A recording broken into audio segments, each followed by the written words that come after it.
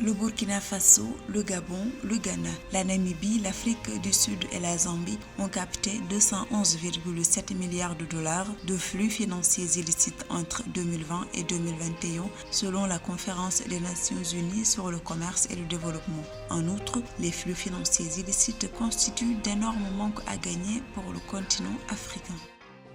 La Regional Bank, une banque commerciale camerounaise, a reçu un financement de la Société financière internationale dans le cadre d'un partenariat. Il s'agit d'une enveloppe de 3 milliards de francs CFA destinée au financement des secteurs de l'agriculture, de l'artisanat, des services et du commerce. C'est dans le cadre de sa levée de fonds effectuée jeudi 22 juin 2023 sur le marché financier sous-régional de l'Union monétaire ouest-africaine que l'État du Niger a mobilisé un montant de 44 milliards de francs CFA. Cette opération a enregistré un taux de couverture de 147,52%.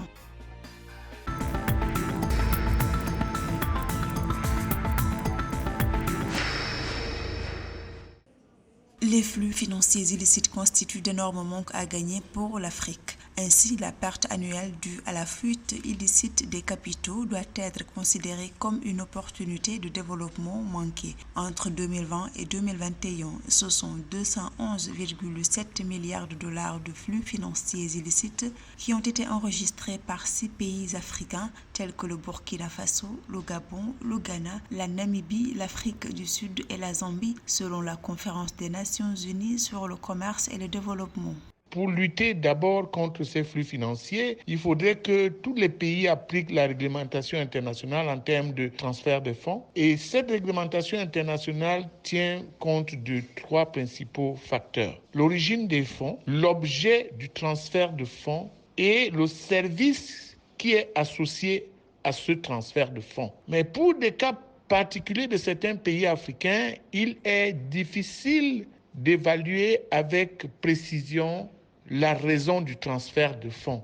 Les flux financiers illicites proviendraient de la fraude fiscale, la contrebande, la corruption, les marchés illégaux, le financement du terrorisme et la corruption. Les spécialistes indiquent que pour lutter contre ce phénomène, il est important que les gouvernements africains disposent d'institutions fortes ainsi que d'une transparence accrue et de meilleures données en information enregistrées. Le gros impact, c'est la crédibilité du système bancaire. Le gros impact, c'est la réputation de la qualité du système bancaire qui peuvent décourager les investisseurs légaux d'accéder à ces marchés sous prétexte qu'ils vont être assimilés à des blanchisseurs ou bien des systèmes dérobés de flux monétaires. L'impact des pertes engendrées par ces mouvements de fonds douteux sur le développement durable du continent est important au vu de l'énorme besoin éprouvé par l'Afrique pour mettre en œuvre les objectifs de développement durable qui sont estimés à environ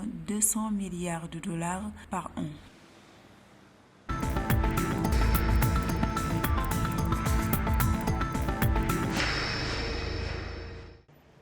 Les petites et moyennes entreprises camerounaises des secteurs tels que l'agriculture, l'artisanat, les services et le commerce vont bénéficier d'un portefeuille de crédit auprès de la Regional Bank, une banque commerciale camerounaise. Ce financement est accordé par la Société financière internationale dans le cadre d'un partenariat avec la banque. La Regional Bank devrait mettre un accent particulier sur les femmes et les entreprises dirigées par des femmes.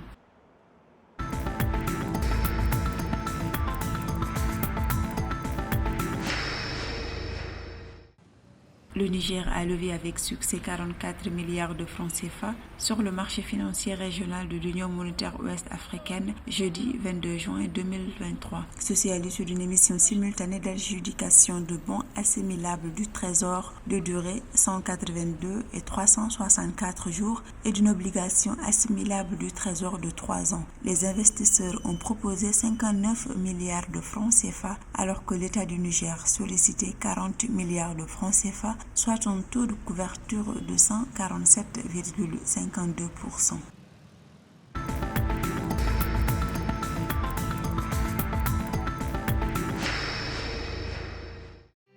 En Égypte, les recettes enregistrées par le canal de Suez ont augmenté de 35% sur l'année fiscale 2022-2023. Elles se sont estimées à 8,6 milliards d'euros, un nouveau record pour cette voie cruciale pour le commerce maritime mondial par rapport aux 6,4 milliards d'euros enregistrés durant l'année fiscale précédente. Cette performance est notamment due à la hausse du trafic à la faveur d'un nouveau tronçon creusé entre 2014 et 2015 qui facilite désormais le croisement des convois et diminue le temps de transit des navires.